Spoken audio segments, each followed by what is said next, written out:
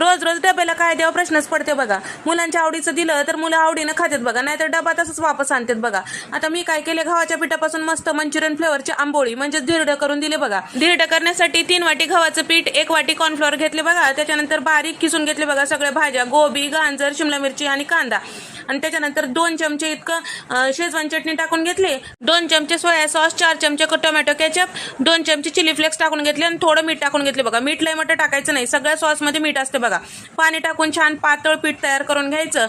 थोडं सपक वाटायला म्हणून मिरची पावडर टाकून घेतली बघा. तुम्हाला जर मिरची पावडर आवडत नसेल तर नाही टाकलं तर बी चालते बघा.